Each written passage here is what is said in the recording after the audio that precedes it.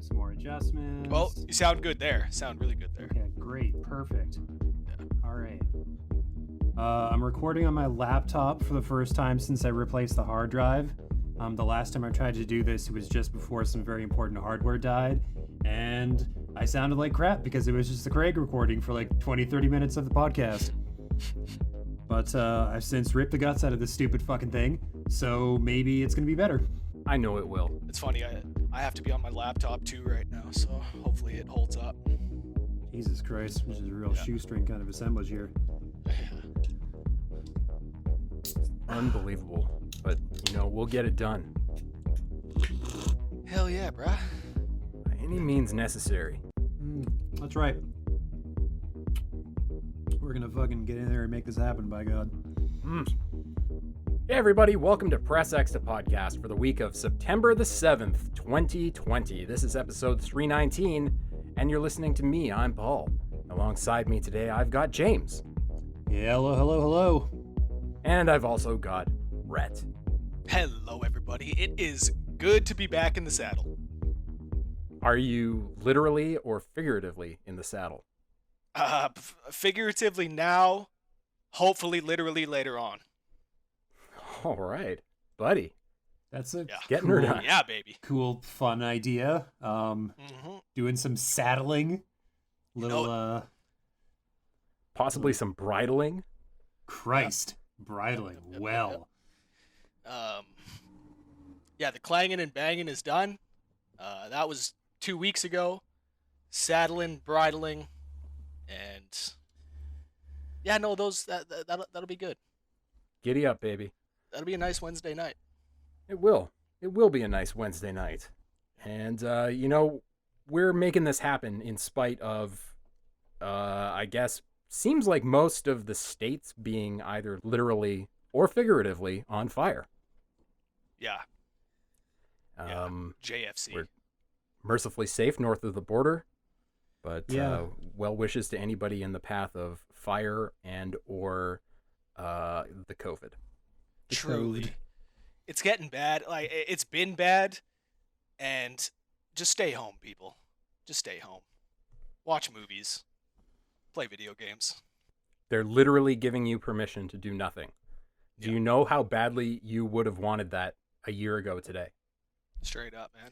Pretty I think bad. People 5 years, 6 years from now, they'll be looking back saying, God damn, why didn't I do more of what I wanted to do when it was totally socially acceptable to do so? They will be thinking that. Yeah. And I'll tell you what, we'll still be here. We'll be here to tell you that you were wrong today, 5 years from now. Yeah. We'll happily call you out in your bullshit, but listen, you might have thought to yourself, I'm never gonna use this time. I'm too sad. No, friend, you'll be sadder. use this currency. Spend it wisely. We call it emotional entropy. The sadness just always increases. I mean, not always, but often. A lot of the time. On the whole, the sadness is at a pretty fevered pitch. It's crippling. So Amongst the crippling sadness, we do have video games, though. Yes, so. I was gonna say, how about them fucking video games? While we're, And we had some good ones come out these past couple weeks. Had some not so good ones. Well, what do we want to cover first? Do we want to cover something all right or something just... Let's start with the all right. What's the all right? Who's got some all right they want to talk about? Well, I'll talk about Wasteland 3. All right. I think that game's all right. Okay. It's the third in the Wasteland series, which is kind of credited with coming up with the whole post-apocalyptic RPG genre, basically, kind of being the forefather of Fallout and games like that. And they decided to make a third one. Huh. And it is a tactical, turn-based strategy, action points kind of thing, top-down perspective. And it's fine. It's totally serviceable. It's not exactly doing anything new, I wouldn't say, and arguably the market is completely saturated with these tactical story-driven games. But in the first hour or two, it's not bad. They let you pick your characters, and it seems like the story might be pretty good, although it does seem like it's trying pretty hard. Is it weird? I hear it's a little weird sometimes. It is a little weird. Sometimes the dialogue just goes off on a tangent where you're like, why would you write it this way? It's just missing the mark by a little bit, and not enough that you're like, this is just stupid. But it's not close enough to hitting the mark to be like, this is hard-hitting narrative. So I don't know if that gets better later on in the game. I'm going to give it another crack. But my main complaint thus far is that it handles really sloppily outside of combat. It's just really unnecessarily clunky. I don't know. Now, how do the visuals hold up? Because I'm looking at a few screenshots right now, and from what I see, it is one of the better looking top-down sort of RPG games that I've seen. But if you say that it doesn't really hold up in that regards, it's all right. Yeah. I'm playing it on Xbox, so I'm not sure if it looks a whole bunch better on PC. But on an Xbox One X, it looks all right. Okay. I wouldn't give it any awards as being a gorgeous game, but it's passable. Well, okay. Yeah. Passable. All right. Yeah, it sounds all right. In the B range. It's a solid B. It's definitely a solid B game. B. I did see on Metacritic that this game is getting some mid-8s. I think that's a little generous. It's probably. But then again, there's probably 50 hours a game I haven't seen. Yeah, probably some longtime franchise devotees who are like, "Oh my God, Wasteland has returned! Fall upon your knees!" You know, like WastelandFanNews.com probably gave it a 110 out of 10. Probably just like 4 pairs of creamed jeans out of 5. You know, what was that sort site of we were thing. talking about in the last episode? Dark Station. Station. Dark Souls PlayStation blog. Yeah, there we go. I never looked it up, but I'm going to continue to assume that's what it is. It sounds right. Sounds like a real site that you've been to several times and have bookmarked in your list of game sites. Cherished favorite. Yeah. That old near the top, in fact. Near the top. But let's just talk about the elephant, the green, purple pants wearing elephant in the room, and that being Marvel's Avengers. Ooh. Avengers assemble! He never says that any one time throughout the story. What a goddamn downer. I'm kidding. I don't give a shit about his weird catchphrase. Yeah. Okay, here's the skinny. The campaign mode is good. I had fun. I have very low expectations for superhero games because the ones that have played, to me at least, have fallen squarely in this quality strike zone. Like all the Marvel Ultimate Alliance games feel pretty much like this. A lot of the Marvel games basically like a Marvel versus Capcom, you know, where it's like, oh, this is fun and this is cool and there's these characters you like and the execution of it is decent. Yeah, that's cool. That's about where all these games have landed for me so far, and Marvel's Avengers was no exception. So campaign-wise, it's great. I haven't really put a lot of time into like the post game because it just seems like such a fucking grind, man. Yeah, like, it's not great. It's not great by any means. There are horrific issues of repetition in Marvel's Avengers. Horrific. Well, and I mentioned this in my Good, Bad, and Ugly article that I wrote up, but the enemy designs are so lackluster. They're so mundane, and there's not that many of them on top of that. So you're kind of stuck going down the same corridor over and over again, defeating the same enemies over and over again. And I mean, there's like no differentiation between mission A, mission B, and mission C. It all feels like the same shit. And James is right. He's on the right track with the campaign being being serviceable, totally serviceable. I felt the same way. I felt like the action set pieces that were Hollywood-esque were done really well. But man, just it's brutally repetitive. My God. Are the enemies all the robots from the beta? Basically, because they sort of shot themselves in the foot. And on the one hand, they're telling a tight, well-defined story where it's just like the team coming back together to fight one specific enemy. That's why the campaign's kind of short. Like, if you don't waste any time or fuck around, you can kind of go in and like wrap it up in like 12, 15 hours. And because of this means that you're fighting similar looking enemies, although they all they do require some variations in your like fucking attack strategy and your approach. Like mechanically, the combat works pretty well. The real problem I have with it is that the loot that you're grinding for is so fucking boring. You're basically only gathering like challenge card points and resources and shit just to like unlock cosmetics and to save up for the next DLC character whenever it comes out. And that's not fun, you know? Like I want to see cool loot that does cool shit, but your skills aren't tied to it, and I've never encountered anything that made a significant difference.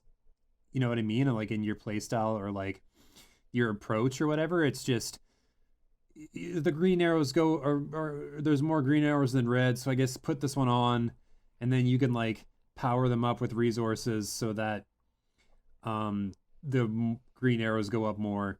But like it doesn't fucking matter. It's just all the same nonsense.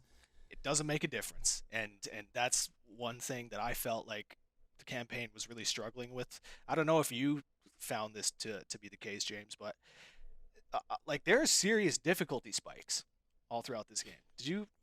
Yeah, did you well, find that? I started on normal, and I think around there's a boss fight between Black Widow and the Monica lady. And at that point, I was like, you know what? No, 25 times attempting this boss fight, too many. I have shit to do. I have a video to make. I'm turning it down to easy. I don't give a fuck. And then I just kind of like got through the rest of the campaign that way. I was like, this is I don't have the fucking even time when for you're this. even when you're more than adequately prepared, more than adequately powered up, leveled up. All of a sudden, you'll power through 90% of a level like it's nothing, and then you'll get to that final boss, that final room, and fuck, like it's like an entirely different game. It feels like you're playing a Final Fantasy boss fight. You know, it's crazy. I think some of the encounters or like a lot of like the boss mechanics and stuff like that are designed around superior post-game versions and also having like a full complement of characters. So when you fight some of these guys for the first time, they're using the same strategies they would be, you know, against like 4 fleshed out opponents. But like totally. Yeah, so I think you're kind of expected to like adjust the difficulty settings to whatever you fucking want, because like that doesn't carry over to the post game, right? Like whatever difficulty you played it on through the campaign doesn't fucking matter, because the post game's gonna like come and like fuck you up just as it was going to anyways, no matter how good you felt you were throughout the story run. I will say one thing though. I after a little time spent with her, I am actually on the side of Kamala Khan. I thought she was great.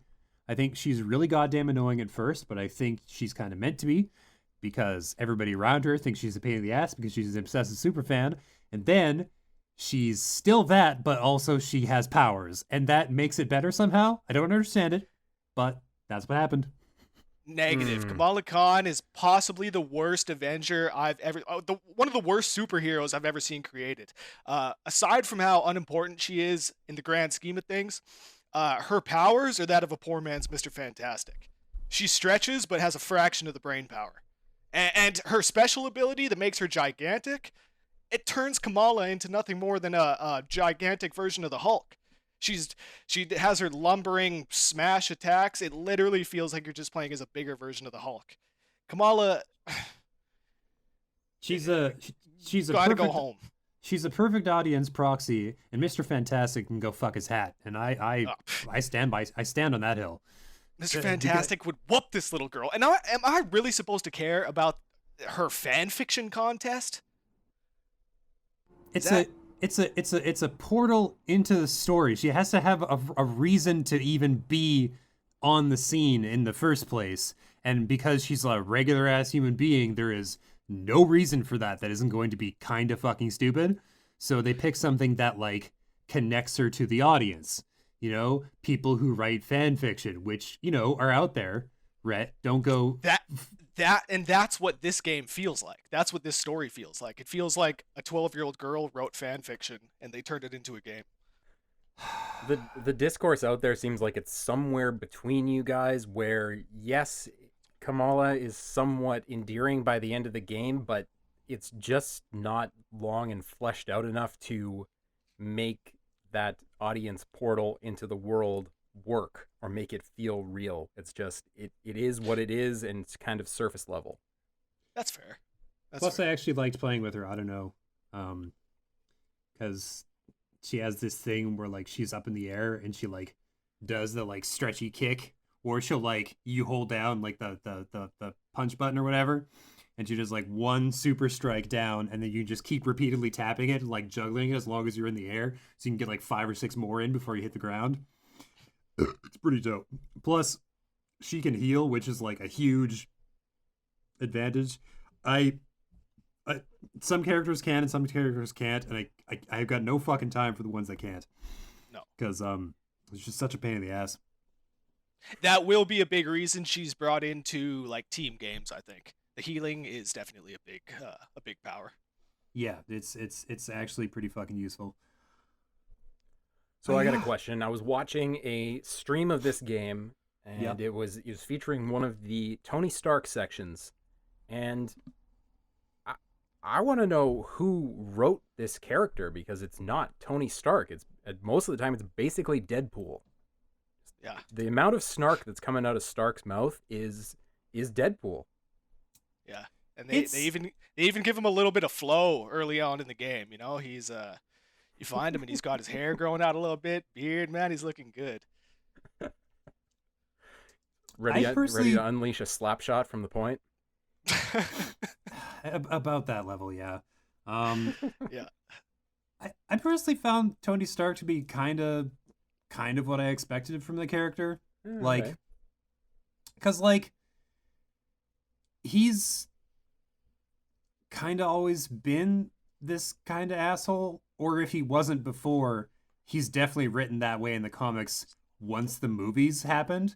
Like, that's the thing that I found the most interesting, is that like the characters all seem very MCU, but I think that's partially because the whole Marvel universe is like pulled towards that fucking collapsing star, which is the films, because they're like such a fucking massive influence. Like the character designs, the character archetypes, the way the various superheroes behave and shit like that.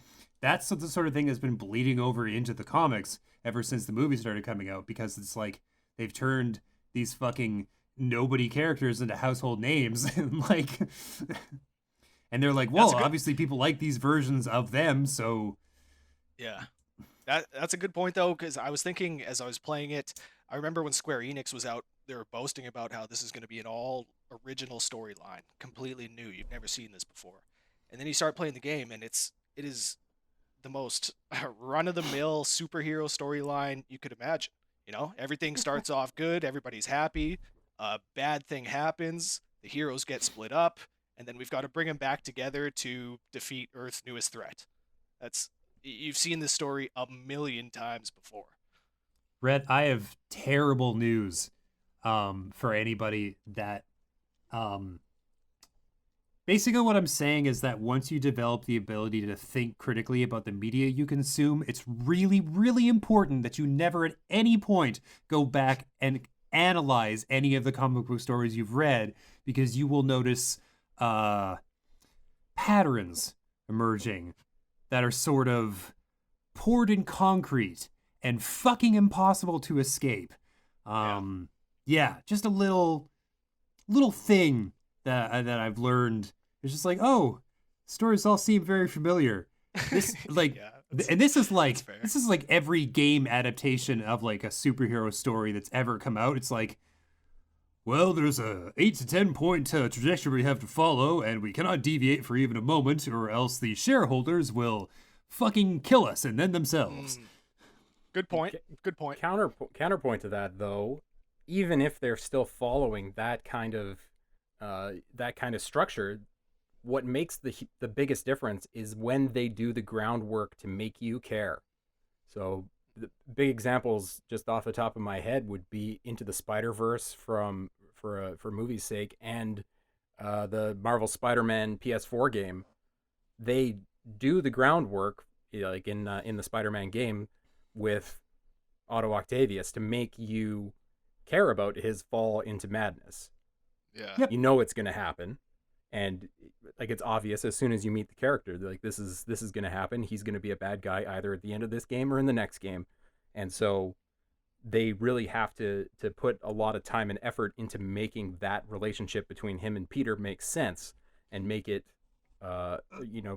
somewhat emotionally conflicting when you finally have to face him. Basically, ditto for Spider-Verse. What you're describing is the very reason that the Avengers movie was like the 9th or 10th film that they released, because they had to lay so many movies worth of groundwork to make an ensemble cast something you gave a shit about. And Marvel's Avengers, the game, is basically what happens when you try to just release the Avengers before doing all the groundwork. Also known as DC's Justice League, which did the same thing to a similar result, where people were like, I don't give a fuck about these characters. Who are these people? Why do they matter? Who the fuck is this villain? Where did he come from? Why do I give a shit about him? You know, that sort of thing. Yeah. Good point. Very good point. To Paul's point with Spider-Man, we can't just assume that the audience is going to care, even though we know that, for example, Octavius, he can be a tragic character, a very tragic character. You can't just assume that the audience is going to buy into that for that specific story. And to James's points with Avengers, that's the problem here. You just drop us into this world with these 4 heroes that, quite frankly, aren't the same versions of the ones that we've come to know from the movies. And so, yeah, there's just a disconnect right from the get-go. They just assume that we're going to be into this and into these into the Avengers' lives right from the start, and you just don't buy into it. You don't buy into it right away.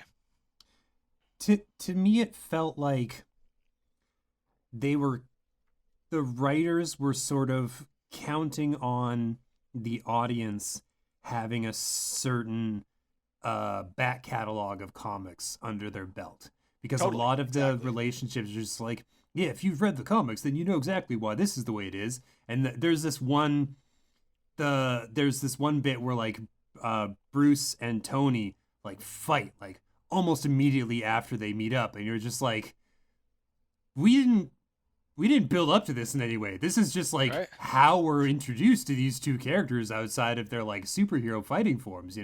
We saw them in combat for like 1 minute, and then like a couple hours later, you see them meet each other and then immediately start to fight. And it's not that like bullshit where they do in cop movies where it's just like, you son of a bitch, come here. It's just like they're just mad at each other. Yeah. Speaking of Bruce as well, I still stand by what I was saying on the last episode, that I disagree with Troy Baker playing Bruce. The guy's just too suave. He's too cool. There's too many scenes where he's talking to Kamala and his voice gets down low. That's really interesting, because to me, this version of Bruce Banner is the most like, he's just like, yeah, okay, sure, that's cool. Like, he's just so like, he's timid? So like, yeah, he's so timid, and like the way his lines are delivered, the way like every part of his like movements, every part of his like body language and his and the tone of his voice is just like, he's very unsure. But all right. But not always. Not always. When he wants to make his point, he'll lean in real close and bring his voice down to almost a whisper, and he'll hit Motherfucker, you with that's not Joel Troy Miller. Baker's fault. They animated him that way. No. I think that Troy should have played maybe Tony. Okay. And also Nathan Drake. That was another thing. Like I just felt like I was watching Nathan Drake. Iron Man. Yeah, right. I disagree with a few of these castings. Well, that's what happens when your team is like, so who are the biggest voice actors? And they pick the two guys, and then they kind of go from there. 100%. Can't argue that. But I mean, Troy Baker is good enough. They could have cast him as Kamala Khan, and it probably would have been okay. One. 100. Dude is an outstanding actor. Oh yeah. So Marvel's Avengers. This is like it's what, a solid 6? I would say 7, just because the campaign is really solid, and like I personally found like the mechanics that they built the game on to be really, really powerful. And I think like when they do their post-release shit, the foundation is so strong that like they just have to drop new characters and storylines into this, and then they could just continuously expand this for fucking ever, and they'll have like a really solid ass game. And I had enough fun that I gave it a 7 out of 10, but I can understand how some people would think otherwise. Part of that expansion is going to have to include a rework on the loot, though.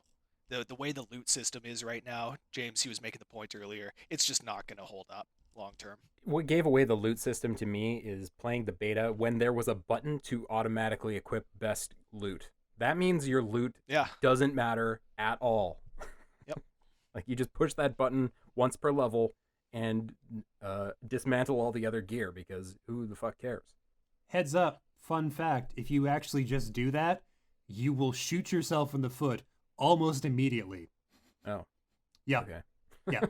Right off the bat. I found that out very fast. It was like, oh, just do best gear. And then it constantly auto-populates the gray garbage because the base power stat is higher on it. Right. And you have to like upgrade the better stuff, and then it's better. So, and actually, it's kind of fucking insidious, because it's like, well, now you have to do the dumb little mini game where you press the button a whole bunch and decide where to allocate your resources. So the purple thing you picked is the best purple thing it can be. Otherwise, you're gonna trick yourself into using garbage ass fucking gear, even though it doesn't mean anything. I take loot very seriously, and Marvel's Avengers has struck me across the face with this fucking system. Yeah. It's astounding how similar so much of the mechanics are like completely similar to Destiny. Like it's the way the menus work, the way that you control everything. It's you would think that you were playing Destiny 3 if you didn't see any of the superheroes and you were just looking at like how you work through the menus and everything, how you upgrade gear and equip things. You would think you're playing the next Destiny. It's crazy. Yeah, it's got the same bullshit factions and a million types of currency. All that bullshit. Who am I kidding? I'll probably play it when they bring Spider-Man into the mix. Well, that's the thing. Their DLC characters are going to be a big part of what keeps me coming back to it, and it would be nice to get you in there, fill out the team. All right, I'll keep it in mind. Yeah. I wanted to bring this one up, even though it's not a new game. Hypno Outlaw. Fuck yes. It is so fucking good. What is this? Hypno Outlaw is basically a 1999 simulator. You play as basically an internet cop for some kind of America Online analog who's basically surfing the web looking for violations. That's the main narrative is that, and the content of the game is all the most 1999 ass internet and computers and music and stupid GIFs, and it is so fucking good. It is brilliantly written and very, very funny. The pages, when every time you find a new one, you're like, holy shit, a teenager from 1999 made this page and then they just stole it. It feels so authentic. You're like, fuck, this is so cringy. I feel so bad for whoever made this. And then some like bullshit 4-chord alternative song will come on and you're like, fuck yeah, I listened to this. Man. It's hilarious. It's so good. I've played it before, but now it's on Game Pass. So if you have Game Pass, go play Hypnospace Outlaw. Holy shit, yes, it's so much fun. Amazing, amazing such game. such a time travel adventure back to 1999. And a pretty decent puzzle game too, because there's lots of sleuthing you need to do to find the offenders who are violating the code of conduct on the Hypno space. Oh yeah, good shit. And the last thing I played this week is something that's not out yet. And that is the game formerly known as Gods and Monsters. Ubisoft's Gods and Monsters, which is now called just the worst name I think I've ever heard. The most market research, garbage, forgettable name ever. Immortals Fenyx Rising. But Man, they spell Phoenix in a really dumb way, Oh, just to God. really slam home just how focus group this fucking name is. It's insane. Yeah, it's like proper noun. It's the epitome of 49-cent shovelware that you find at the bottom of the Nintendo eShop. Yeah, like Gods and Monsters, I at least knew what that was going to be about. Yeah. Here, proper noun, exciting action. Like, fuck off. It's just garbage for a name. However, the game is relatively fun. Okay. It's very clearly built on the Assassin's Creed engine. A lot of the combat setup is kind of the same with the RB, RT for your attacks, and you got a bow and you've got an arrow that you can guide with the right stick if you want. So a lot of that stuff is kind of pulled out of Assassin's Creed. But what I did not expect from this game, it is so the antithesis of serious. There is zero serious in this game. The whole thing is narrated by Zeus and Prometheus, and one of the first lines that comes out of Zeus's mouth is talking about how, oh fuck, can we just skip to the game? God, this story. Like, where's the skip button? I was like, what? What's happening here? Yeah, that sounds good. And it's I don't want to call it witty because I don't think I heard enough of it. But it was just charming enough that I paused to listen when the narrators were speaking. Oh, that's awesome. Yeah. And I ahead, Rhett. fucking love some of these enemy designs. I'm looking at a picture of this fat Medusa. Dude, she is Yeah, man. terrifying. Yeah, man. It's like if you took Assassin's Creed Odyssey and made it just full of Greek mythology and then pasted over top Breath of the Wild. Because a lot of it is very clearly patterned after Breath of the Wild. There's a big focus on using a stamina meter, both in combat and for climbing and for flying. So there's a lot of stamina management type of things going on. A little bit of a crafting system that's kind of reminded me of Breath of the Wild. The art style is a little bit like Breath of the Wild, but it plays much more like a regular ass video game than Breath of the Wild does, which is kind of nice. It was much more enjoyable to fight monsters than it is in Breath of the Wild. Cool. But yeah, in like the space of an hour or two, I took on a Minotaur and those Medusa monsters and some giant metallic automatons, and I fought against a god. And hey, I don't know. I think this game is actually going to be a bit of a sleeper whenever it releases. I don't know what the release date is, but Yeah. Oh, that sounds awesome. Yeah. I was it looks pleasantly surprised. Anybody else Forward to play that. anything? cool. I played Captain Tsubasa, Rise of New Champions. Another Yeah, proper so noun colon exciting action title. man, I didn't realize that the world of middle school soccer, Japanese middle school soccer, was so fucking cutthroat. God damn. These kids are out there absolutely annihilating each other on the pitch. I've put in 15, 20 hours or so. I haven't seen a yellow card, let alone a red. Like, their They just cards don't exist, right? yeah. There You are know that fucking drop kicks, body checks, elbows, the most vicious slide tackles you've ever seen in a soccer game. And yeah, these guys are 13, 14 out here absolutely trying to kill each other. that's fucking FIFA awesome. FIFA killer. That's what I'm saying right now. A FIFA killer. Because I don't think that I dislike anything that I've been talking about, because Captain Tsubasa has been a pretty good time, I'll admit. Uh, Especially, this has been a really, really bad year for sports games. Man, every single one of them that's come out Oh, is yeah. it's embarrassing. Madden 21 is sitting there with the lowest Metacritic score of all time. So it's been a rough year for sports games. Captain Tsubasa, I feel like this is exactly what we needed in 2020. Just this lighthearted, knock them down, drag them out, beat them up style soccer where, you get in, you get out. You don't have to worry about playing 20, 30-minute games. These things are quick. And yeah, it's just nice to pick up and play and get a few games done. There's a couple nice campaigns that you can go through.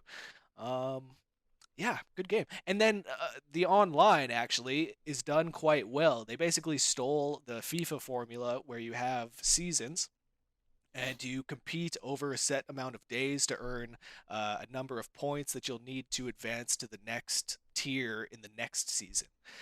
So if you advance, great, you move up and you face tougher competition. But if you don't, then you get relegated to the previous division that you were in. So it's nice. It's actually, engaging. I think it'll keep players invested. I'm not exactly sure how well this game is going to do, but I think for the people that were really looking forward to it, they're going to find a lot here to be happy about. Well, This looks fun as hell. yeah. Man, it is. There's Do they there's do like these- those? Do they do those weird little cutscenes in the middle of the match? Yeah, totally. Oh my god!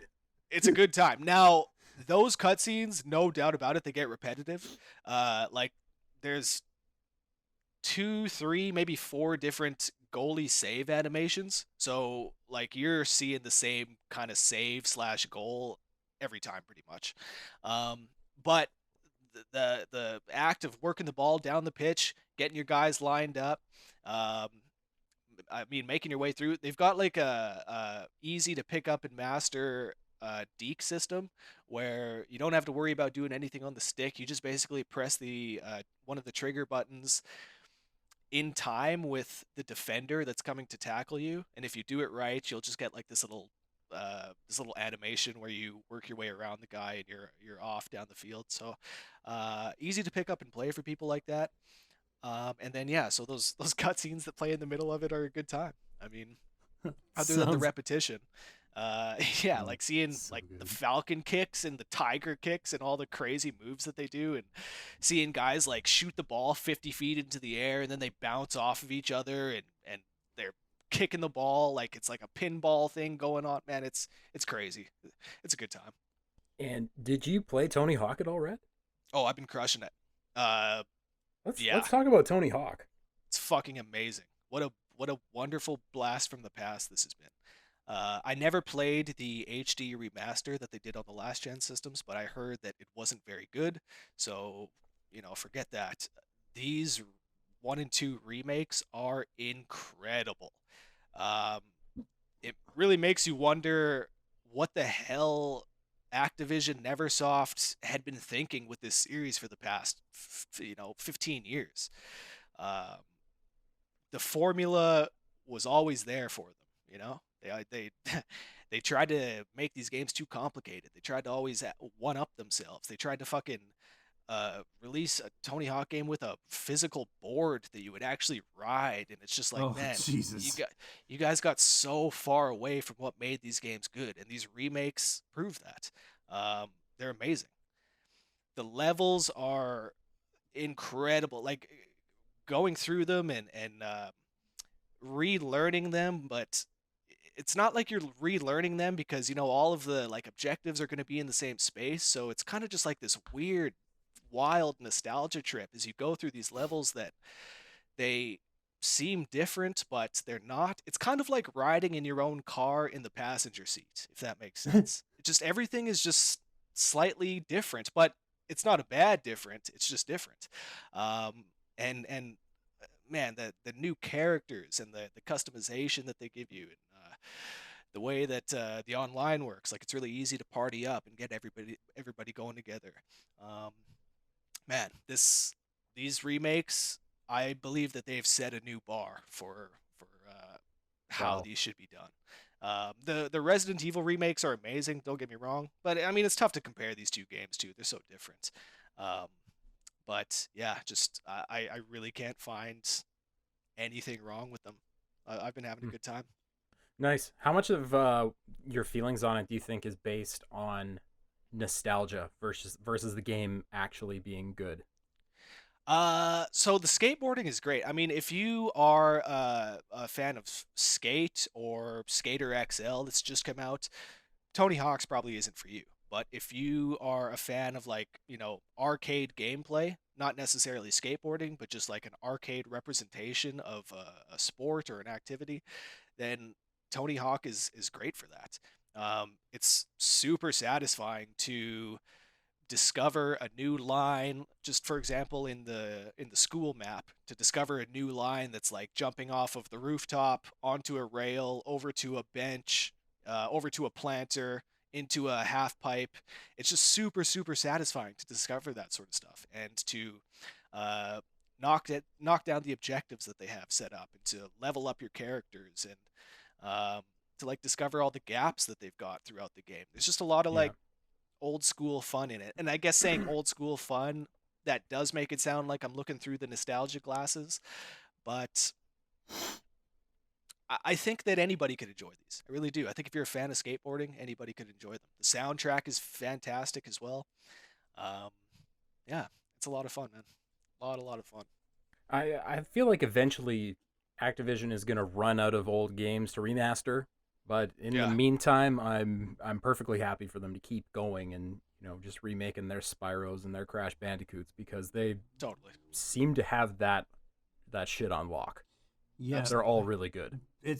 all their remakes are handled by a studio called Vicarious Visions, and they fucking absolutely nail it. Yeah, these guys are great. They kill it every time. One more thing to your count or to bring up a counterpoint to your nostalgia question, Paul. I wasn't really a big fan back in the day of Tony Hawk's 1 and 2. I was always more of a 3 and 4 and Underground guy. Hmm. Those three games I played infinitely more than 1 and 2. I can't even really remember spending much time with the original game. The second one for sure, but yeah, the first two I really didn't play all that much as a kid. So again, not that 3 and 4 are very different, but yeah, it's been really cool to play a lot of some of this stuff for the first time and to go back and play the stuff that I do know and rediscover it all over again. Well, then, in the meantime, let's move on to the news, where I'm glad news happened because I didn't think we were going to have much to talk about. And the big news is this: we know the price and the date of the Xbox Series X and the Xbox Series S, much rumored, now revealed. We know what's happening. $499 for the Xbox Series X, $299 for the Xbox Series S, both coming out on November 10th, with the option to do, on approved credit, a 0% 2-year financing plan for $25 or $35 per month that gives you the console and Game Pass Ultimate, which is pretty much a screaming hot deal. Yeah, that's very Yeah. cool. That's fucking ridiculous. That's fucking ridiculous. I didn't know about that last bit where they were like, for 0 down and 35 a month, you can get like all of your shit for fucking 2 years. That's insane. Like, Game Pass Ultimate on its own is $15 a month. Totally. And just today they added EA All Access to that, which is another $10 a month. So basically, you're getting a console for free just by signing up for 2 years. This was a big move by Microsoft, man. If Sony wants to strike back, they're really going to have to start to up the ante with their PSN. What is it, PS Plus, or not PS Plus, but PSN Now or something like that. Yeah, they're going to have to up their games with that because this is a smoking deal. And $4.99 for the X, $2.99 for the S. I think that's fair too. I think that's what everyone was pretty much expecting, if not maybe a little cheaper. Yeah, it's right on the money for prices, and Microsoft really swinging the old coin purse around, if you know what I mean. Yeah. Yeah.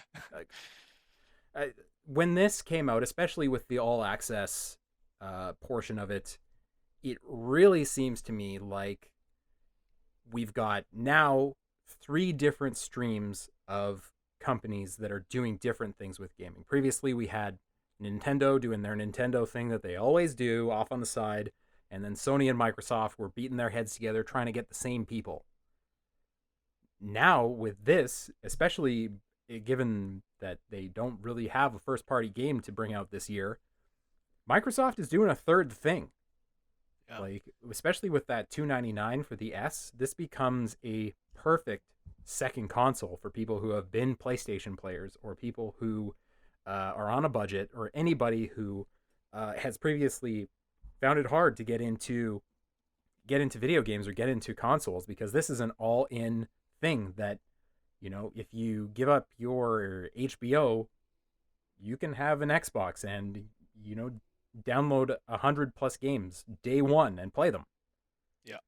Yeah, that's it's a me. totally different value proposition from what Sony is continuing to do with their first party stuff, which is obviously still outstanding. Yeah. Carving out a different section of the market is probably one of the smarter moves they could have made. Like, in the wake of the like Halo Infinite fiasco, this is honestly the best thing they could have fucking done. Yeah, it's a great move. It's an outstanding move from Microsoft, who were honestly on the ropes. They were taking an absolute beating from people like us and just about everywhere else on the internet about how they had shat the bed completely and repeatedly over and over again. They have turned the tide, and it's really in Sony's court now to see what they are going to do to counter this. Yeah, if that PS5 isn't $4.99, or do you think that they could get away with it being $5.99? I think they could, but I don't think they will. Yeah. I think we're looking at a $3.99, $4.99 situation. Yeah. For the digital and the full meal deal PS5. Yeah, because like otherwise, Microsoft's gonna fucking eat them alive, because neither one of them have a lot of exclusive coming out for the first like 4 or 5 months of the console's life, right? Like, Sony's got Spider-Man, which looks great. It's not going to be a system seller. It's not. So feel free to prove me wrong, but like I just don't think it's going to be a system seller. I agree. They did announce coming out and saying that your game is going to be a 15-hour experience, not going to be a system seller. I agree.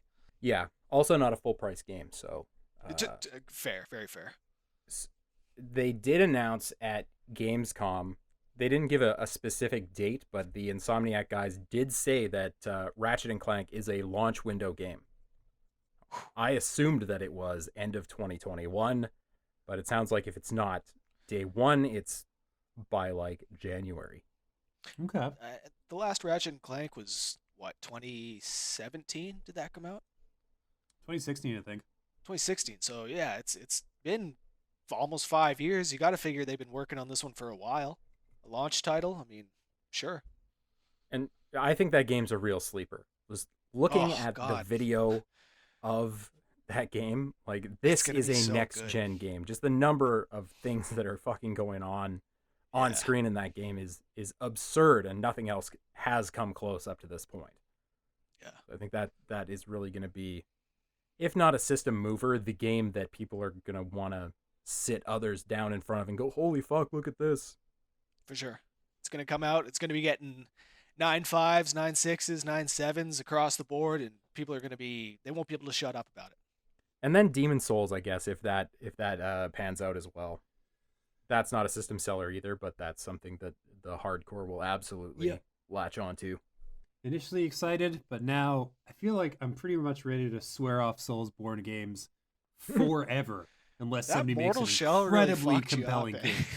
Well, no, I was kind of already there more or less before Mortal Shell. It was just like an affirmation where it's just like, oh yeah, here's all the reasons you don't like these kinds of games. I was like, okay, fair enough, thanks. You know, this is very compelling. They're very useful. But like, man, I'm not in the space mentally or spiritually or physically to want to fucking punish myself for 30 hours and be like, all right, now I'm kind of good at this game. I'm like, no, fuck off. I got like a life to lead and shit, you know? Yeah. Yeah. I'm going to remember this comfortably moment not being good. when, on a future podcast, we're talking about how Demon Souls is beating the shit out of you, James. You I'm mean gonna because remember this nobody moment. else is going to volunteer to review it and I'm going to have to fucking do it? Yes, yes, I'm looking forward to that as well, Paul. Can't wait. Yeah. Good time. But yeah, this the Microsoft news, that's the big thing this week. And pre-orders go live September 22nd, I think they said. So get your little refresh fingers ready to pre-order that bad boy if you want to get in. Yeah, maybe. I mean, not me. Oh. I don't have time to invest in another goddamn console. Well, yeah. The other thing I guess I should mention, since we are Canadian, is that the Canadian prices for these things are $379 for the S and $599 for the X, which is substantially less than the straight over conversion rate would suggest. Yeah. So, hot deal for Canadians. James, do you want to talk about Hyrule Warriors? Sure. They just dropped this fucking news on us a couple of days ago, just right out of the blue. Hey guys, remember Hyrule Warriors? That was cool. Remember Breath of the Wild? Well, we're gonna fucking mash those two things together and you're gonna have yourself a good time. Age of Calamity is a prequel that covers the events 100 years prior to Breath of the Wild, which is something that they reference and refer to constantly throughout that game. And then now Nintendo is teaming up with Koei Tecmo to like sort of tell that story. The video I saw that said that they were like, well, yeah, these games are really great for large scale battles, and we figured this was kind of a large series of large scale battles that you know, the two were like peanut butter and chocolate. They just go together well. And I mean, it's called the Calamity. How could you not have a gigantic battle with incredible powers? And from the trailer, it looks like the ability to play as a Goron, which I'm all about. For me, it's Tsubasa, the lead Gerudo lady. That's where my money's at. I want to be able to play as the fucking awesome giant tan woman with the fucking crazy swords. I'm all about that shit. I can't fucking wait. And Zelda, play as Zelda. That'll be cool again, you know. I guess. Yeah, and man. Link, if you really fucking want to. I don't know. Oh, who wants to play as that Joker? You got every Zelda game for that. Like, who fucking cares? Yeah, straight up. Oh, this is coming out this year. Yeah, November. Hot diggity dog. That is the... I would say it's brave bringing it out on basically the same day as Cyberpunk, but it's Zelda, so it will do fine. Yeah. Yeah, there's not generally a ton of overlap between the two franchises in terms of fans. Like, there's probably a pretty good cross-section of people who are like, no, I don't really want to get into all that crazy heavy shit. Just give me the next Zelda game. That's what I want. You know? Yeah, it's just, the trailers suggest that they're going to cover a lot of the story beats, and it sounds like it's going to have, like, the same voice actors, so and it's using the same art style as Breath of the Wild, which is like, that's what I want, Just give me that story. And plus, it looks great. Yeah, those games. I was just gonna say those Musu games, the Dynasty Warriors type games that Koei Tecmo does.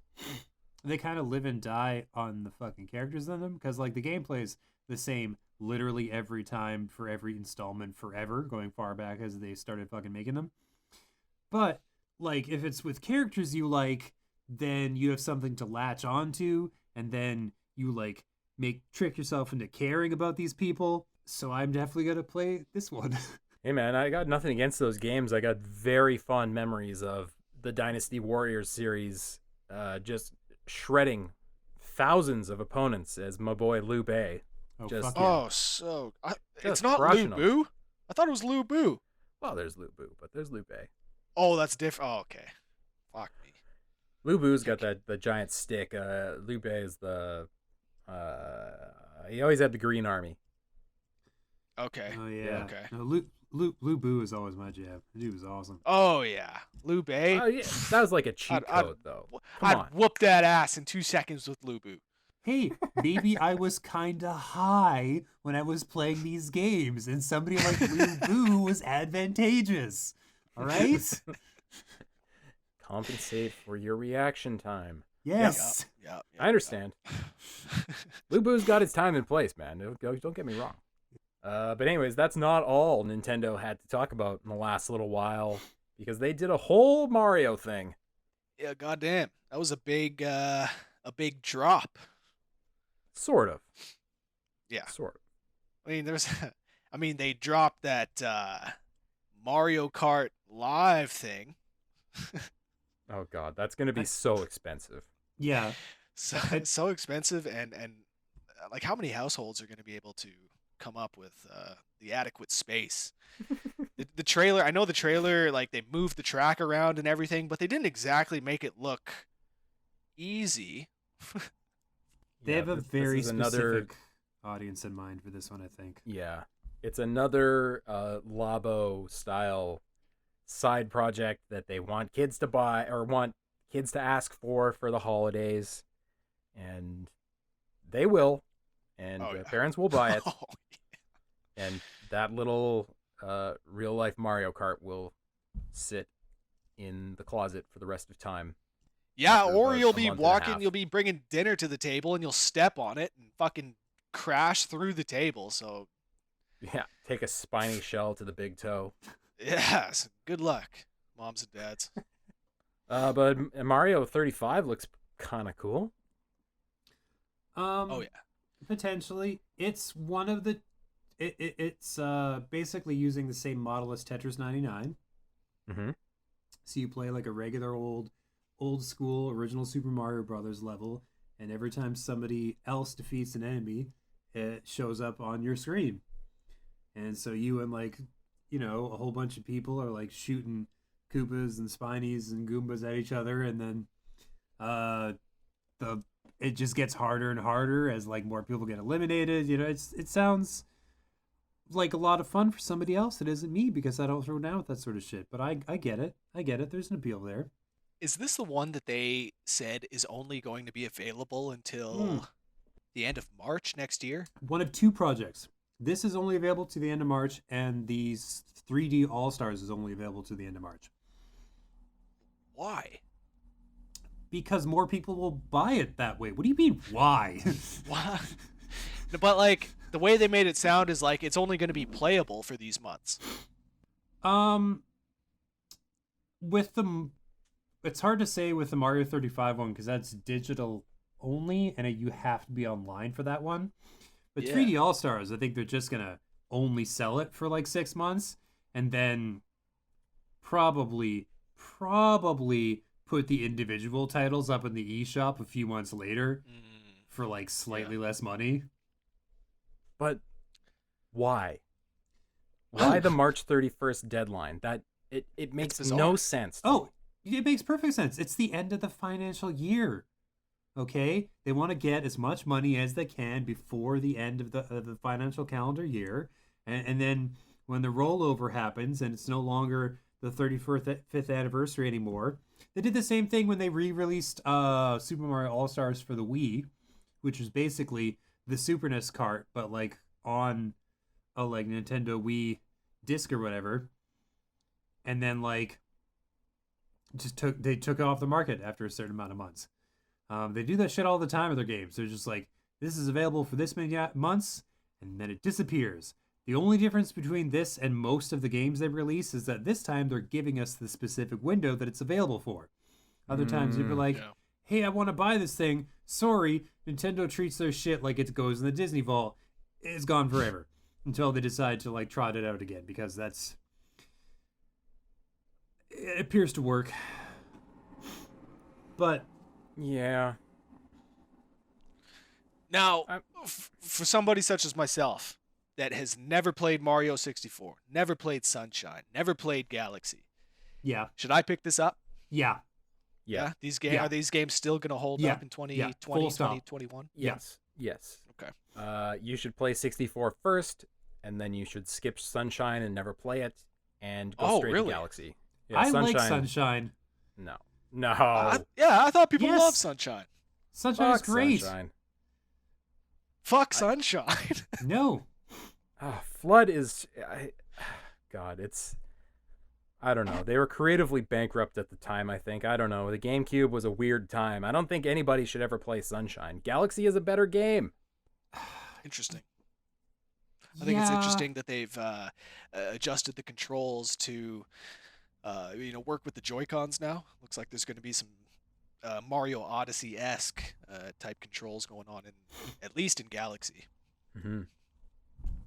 I'm, of course, being hyperbolic. Sunshine is a perfectly good game. It's, in fact, a very good, if not close to perfect, 3D platformer. It is just my least favorite 3D Mario game by a country mile.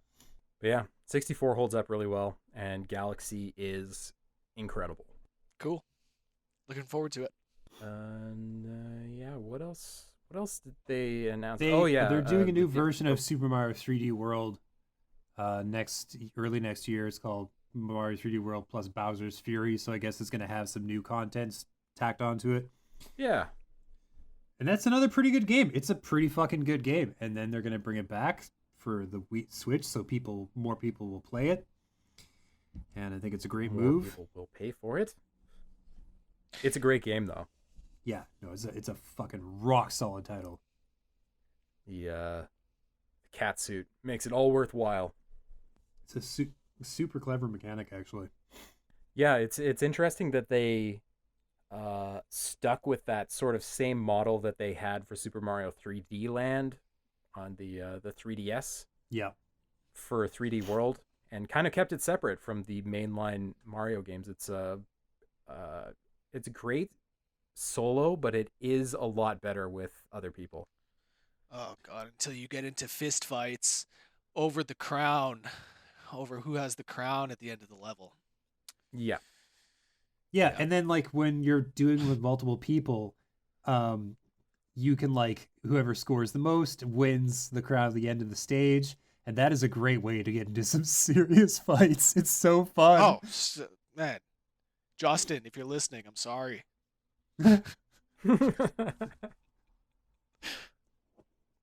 Also an outstanding drinking game, by the way. Yeah.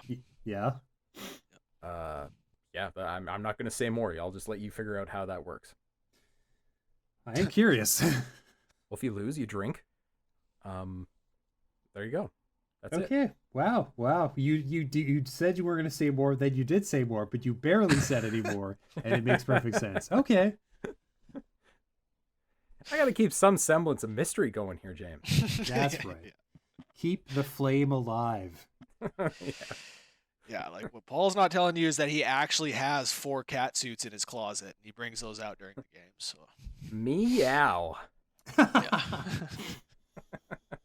Yeah, I don't own the game. Cat suits. Never played it. Yeah. Yep. I think that's gonna do it for this episode of Press X the podcast. How you guys feeling? Feeling good. Feeling great. Feeling good. How are you? I want to buy and play Tony Hawk. That's how I'm feeling. I want to fucking get in there and get at that fucking game, man. Please man. do, man. The first time you start up the fucking hangar level and you're just instantly transported back to 20 years ago, and then Nice. the same soundtrack kicks in, man. It's just such a fucking wonderful blast from the past. One of the all-time great level designs in any game. That Yeah. hangar level is so well done. Truly. Well, thanks everybody for listening to this episode 319 of Press X the podcast, and we've been the fellas from COG Connected, and we hope that next time when we come back for episode 320, we'll be able to tell you the price of the PlayStation 5. I hope so by that point, because they'd be cutting it mighty close, and it'd be nice to know just kind of what's coming up. It would be nice to know what sort of financial strife I'll be in come November. Yeah, that'd be cool. Hey man, if you go with Xbox, it's $35 a month. No That initial is a outlay. smoking deal. Fuck. It really is. Yeah. Yeah. I guess they want to lock you in on that Game Pass. And well, I think they're gonna do that. Yeah. A lot of people. Holy shit. Yeah. And anyways, thanks very much for listening. We will talk to you again real soon in the future. Check out cogconnected.com. Check out the YouTube channel. Check out the Twitter, the Instagram, the Facebook, all that stuff. And get your gaming news, reviews, previews, features, videos. And we'll talk to you again in a couple weeks. See you later, everybody. Bye-bye.